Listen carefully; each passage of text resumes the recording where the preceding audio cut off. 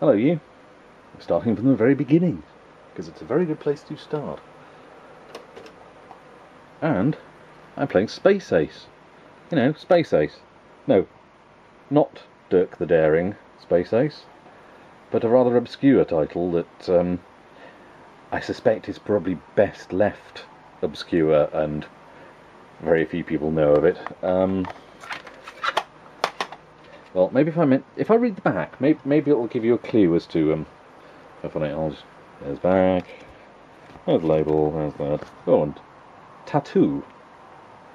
Not Space Ace, tattoo. Okay, that's odd. Wasn't expecting that. This is the first time I've played this. First time I loaded it. First time I've even seen it, to be honest. I didn't know this game existed, and well, it came with a bunch of other cassettes that I got recently. Let's read the back for you. Space Ace is the first in the Time Troubleshooter series and introduces, for the first time, on the computer screen, a hero of the New Age, Lee Enfield. Lee's background is varied and exciting, always there when he's needed, ready to help a lending hand to a close friend or underdog, whatever the call, whatever the time zone, for Lee defies our understanding of travel, being able to jump the mightiest barrier of all, the barrier of time itself. Ooh, doesn't that sound... Yeah, but Lee Enfield. Now, if you know anything about Commodore 64 games, and in particular quite bad Commodore 64 games, there was a game called Lee Enfield and the Tournament of Death, which I believe is the third lowest rated game ever in the history of Zzap 64. Robobolt was worse than it. I've never seen that anyway. I'm not keen to pick that one up. Lee Enfield and the Tournament of Death was third. I can't remember what the other one was. I'll have to look it up. Sorry. But yeah, Lee Enfield Tournament of Death. This stars a character called Lee Enfield. This could be interesting. To give it a fair crack, I have just been playing Double Dragon on the Commodore 64. So, you know, it's anything's got to be better, right? Anything's got to be better than, I mean, with the exception of maybe if I'd loaded up Chase HQ. So, giving it a fair crack of the whip, it should be better than that. We hope. Oh, right. Lee Enfield is Space Ace. Copyright 1988. Infogrames. God, it was an Infogrames game before it was a player's budget release. Yeah, bear that in mind. This player's release was $2.99. Infogrames would have charged a tenner for it in 1988, with system font there as well. Okay, I suppose I should be reading the instructions, shouldn't I? Space Ace is the version. Oh, that's repeating the stuff from the back. Oh, okay. Have we started already, even though I haven't pressed fire, or is this a demo?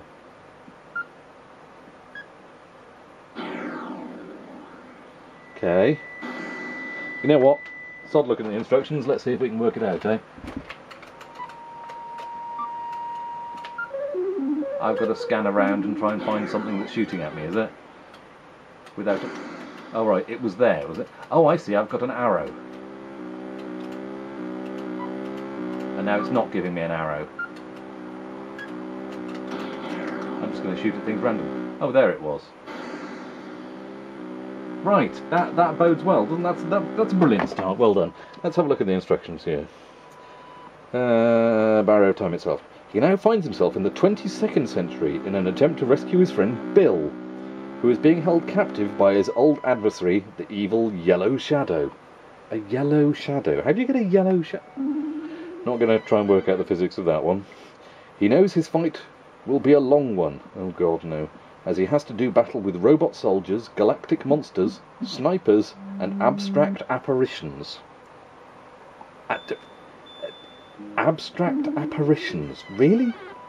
And even after he smashes through these obstacles, he has to destroy the magnetic meteor globe which throws his laser rifle sights askew before he can proceed from one level to the next. Lee takes his chances. He has to. After all, he didn't get his pan-galactic troubleshooter badge for nothing. You will be able... Will you be able to? It says exclamation mark, not question mark. Principle of the game. You have to get rid of all Yellow Shadow's forces that he sends against you. You can see the sights of your laser rifle on the screen. It is very sophisticated, as it shows you where the enemy is.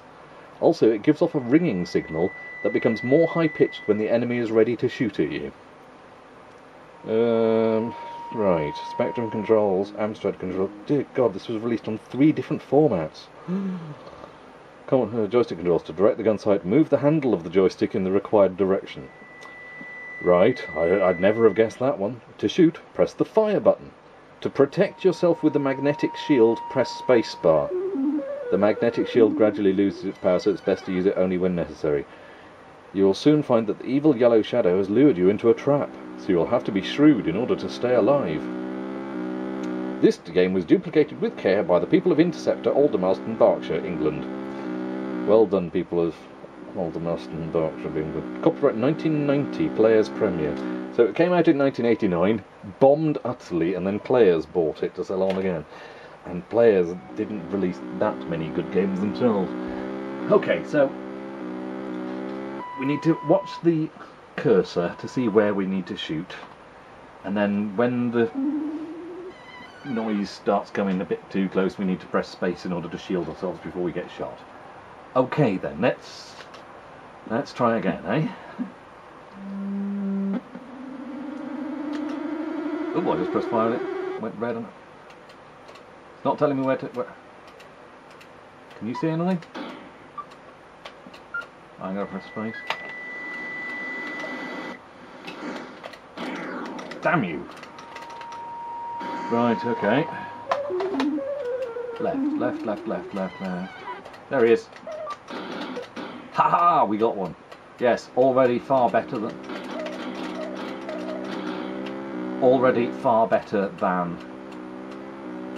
amoebic dysentery. Where is he? Oh, I should have kept my shield on. Oh, there he was, that mess of white and black pixels. Right.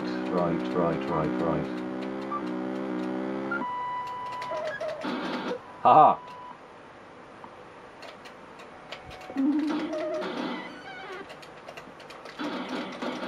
Move! Right.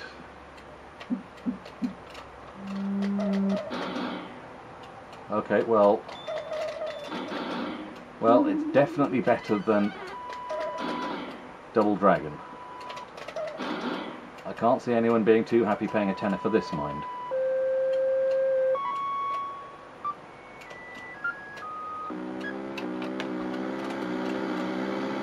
It's a bit awkward, and it's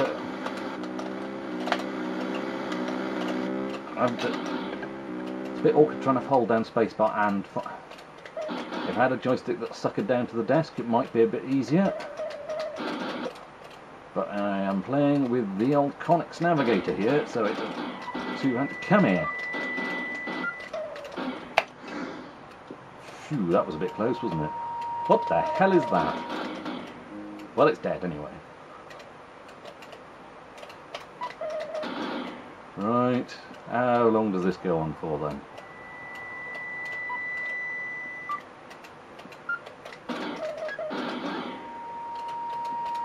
That's another one there, isn't it? Yeah. Looks like some kind of mental giant rat or something. Over and left, let's go. Okay. You know, I was expecting far, far worse than this.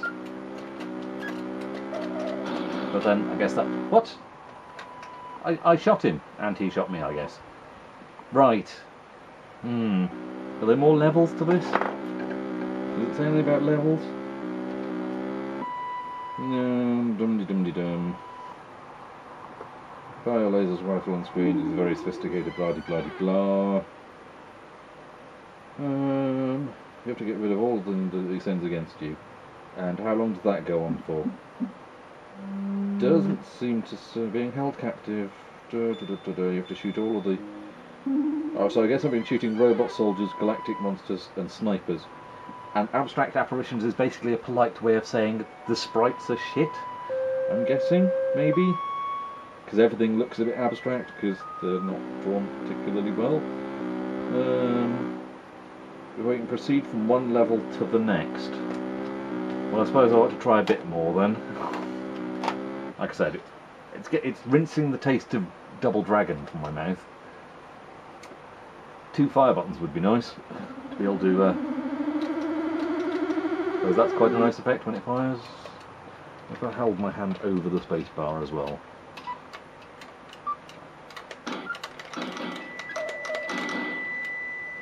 Right, where's the next one? Over to the left, apparently. I do hope these graphics are being picked up nicely by the camera, because I mean, I'm guessing it's like a prototype Point Blank or Time Crisis, but without the need to reload.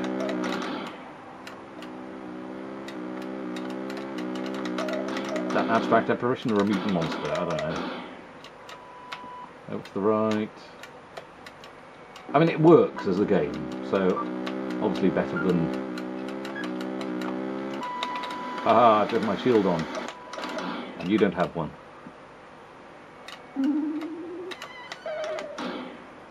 Okay. Kind of getting the hang a bit of the controls, he says, as he shoots either side of that enemy there. Over to the right it says... I mean, it's not broken. It's just a bit poor.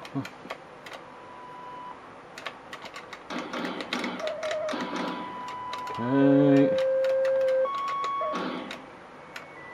It's kind of making me wonder if I should do Operation Thunderbolt at some point, because that was a disappointment as well, and that was a shooty game, wasn't it? Damn, I didn't press space in time.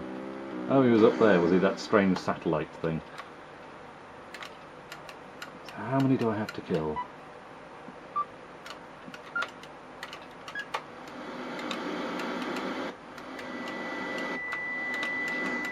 Where is he? Oh. It doesn't help that they're white against a white background, but I guess that's camouflage for you.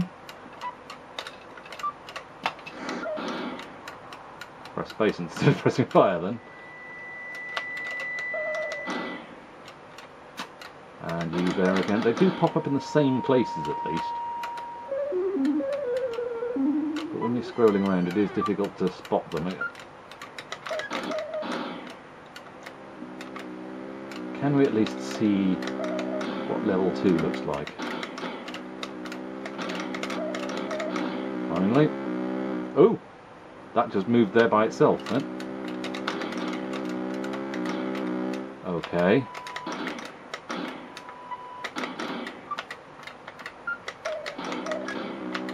Oh great, speeding up as well.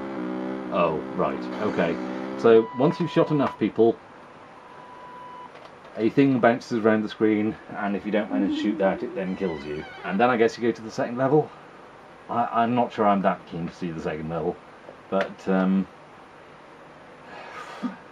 maybe I'll have another go at another time. If there's enough demand to see level 2 and you're feeling sadistic enough to request it. Okay, Space Ace. Not as bad as I thought it was going to be.